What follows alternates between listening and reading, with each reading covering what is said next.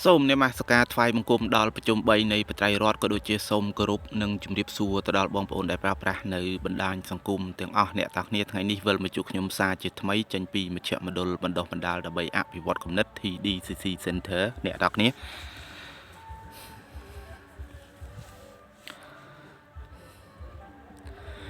ពធគឺតម្រូវឲ្យយើងយកចិត្តក្នុងការស្ដាប់យកចិត្តទុកដាក់ក្នុងការស្ដាប់អ្នកទាំងគ្នាយើងកំណើតយើងជាមនុស្សគឺមិនងាយបានកំណើតយើងជាមនុស្សទេអ្នកទាំងគ្នាអ្នកដែលមានកំណើតជាមនុស្សមានន័យថាគឺជាបុគ្គលម្នាក់ដែលឆ្លងកាត់នៅបុណ្យកុសលជាច្រើនទើបអាចមានកំណើតជាមនុស្សអ្នកទាំងគ្នាអញ្ចឹងបើយើងមានកំណើតជាមនុស្សយើងមានដៃយើងមានជើងអ្នកទាំងគ្នាយើងមានភ្នែកយើងមានត្រចៀកយើងមានច្រមុះអ្នកទាំងគ្នាអញ្ចឹងមានភ្នែកអ្នកទាំងគ្នាមើលបត្រៃបីដកមើលធម៌អ្នកទាំងគ្នាមើលអ្វីដែលមានប្រយោជន៍អ្នកទាំងគ្នាមានភ្នែកស្ដាប់អ្វីដែលមានប្រយោជន៍អ្នកទាំងគ្នាស្ដាប់ធម៌អ្នកទាំងគ្នាស្ដាប់ធម៌អ្នកទាំងគ្នាមិនទាន់យើងនៅមានជីវិតយើងត្រូវប្រើដៃនិងសំពះព្រះពុទ្ធពធព្រះសង្ឃអ្នកមានគុណឬក៏របស់មានគុណទាំងឡាយឲ្យបានច្រើនបំផុតតាមដែលអាចធ្វើទៅបានអ្នកទាំងគ្នាពីព្រោះដូចខ្ញុំបញ្ជាក់អញ្ចឹងយើងមិនងាយបានកើតជាមនុស្សទេអ្នកទាំងគ្នាជាតិនឹងយើងបានកើតជាមនុស្សប៉ុន្តែជាតិក្រោយក៏យើងមិនប្រកាសថាបានកើតជាមនុស្សដែរអញ្ចឹងមិនតាន់ជាតិនឹងកើតជាមនុស្សយើងត្រូវយកចិត្តទុកដាក់ក្នុងការធ្វើរឿងទាំងអស់នឹងឲ្យបានច្រើនបំផុតអ្នកទាំងគ្នាកុំមើលងាយថាបននឹងបន្តិចបន្តួចអ្នកទាំងគ្នាកុំចង់ធ្វើដោយគ្រាន់តែគិតថាបាបនឹងបន្តិចបន្តួចអ្នកទាំងគ្នាអញ្ចឹងការសន្សំបុណ្យក៏ដូចជាការសន្សំបាបគឺជារឿងដែលសំខាន់បំផុតដែលតាក់ទងជាមួយនឹងការប្រមាថខ្លួនឯងអ្នកទាំងគ្នាអញ្ចឹងប្រសិនបើយើងសន្សំបាបអ្នកទាំងគ្នាមានន័យថាយើងកំពុងតែធ្វើឲ្យកុសលធម៌របស់យើងធ្លាក់ចុះអ្នកទាំងគ្នាអញ្ចឹងអានេះគឺជាចំណុចដែលសំខាន់អ្នកទាំងគ្នាការសន្សំបាបច្រើនទៅយូរទៅអ្នកទាំងគ្នាបាបនឹងមានរិទ្ធតែច្រើនអ្នកទាំងគ្នាអញ្ចឹងវាហុចផលឲ្យយើងបែបនេះមួយបែបនោះមួយវាហុចផលឲ្យយើងទៅជាតិក្រោយគឺមិនអាចចាប់កំណើតជាមនុស្សក៏ថាបានអ្នកទាំងគ្នាការចាប់កំណើតជាមនុស្សនេះគឺក្រណាស់អ្នកទាំងគ្នានៅពេលដែលយើងបានចាប់កំណើតជាមនុស្សហើយទី1ក្រជាមនុស្សក្របានកំណើតជាមនុស្សអ្នកទាំងគ្នា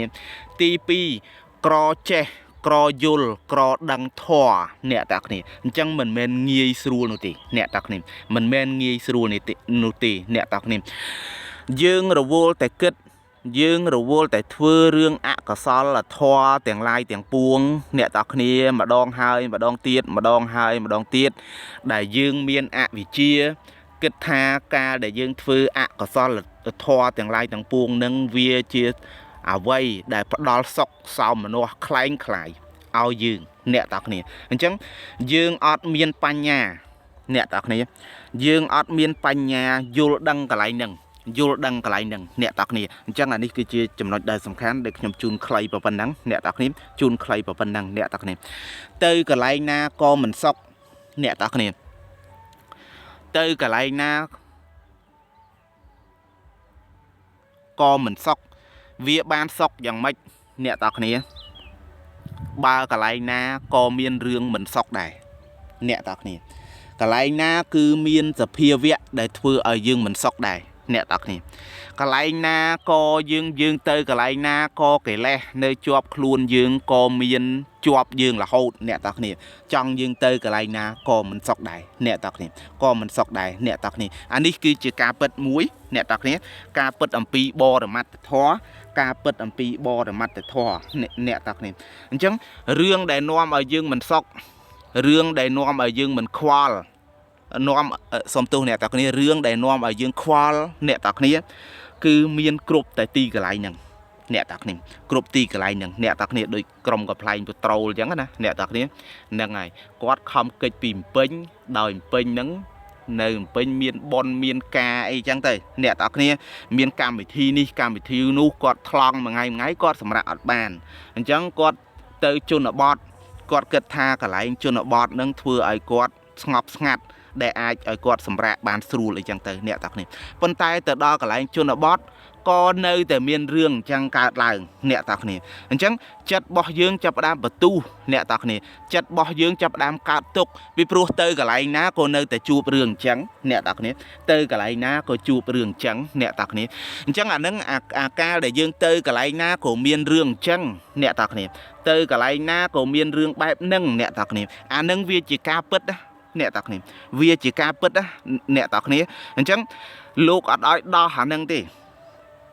លោកឲ្យដោះអានៅក្នុងចិត្តយើងនេះអ្នកតាគ្នាបើយើងយល់ធម៌កន្លែងហ្នឹងយើងគ្រាន់តែដឹងថាទៅកន្លែងណាក៏វាមានរឿងហ្នឹងអ្នកតាគ្នាយើងព្រមទទួលវាអ្នកតាគ្នាបើវាមានឲ្យវាមានទៅ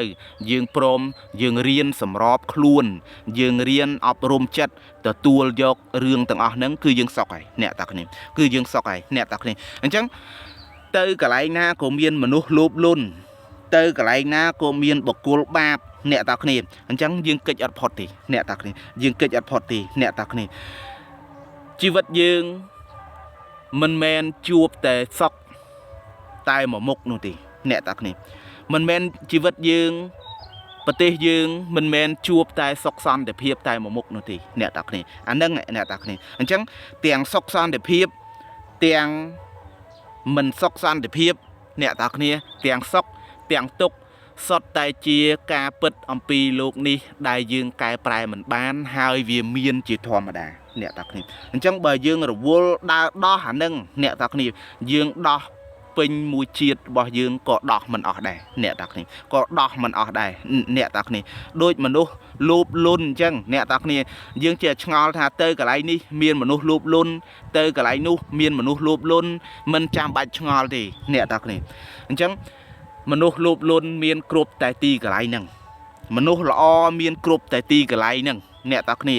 មនុស្សអាក្រក់មានគ្រប់តែទីកន្លែងហ្នឹងអញ្ចឹងយើងមិនចាំបាច់ឆ្ងល់ទេអញ្ចឹងទាំងមនុស្សលោភលន់មនុស្សល្អ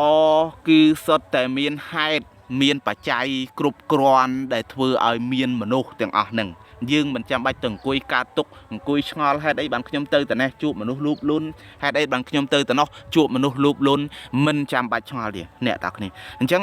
មានហេតុ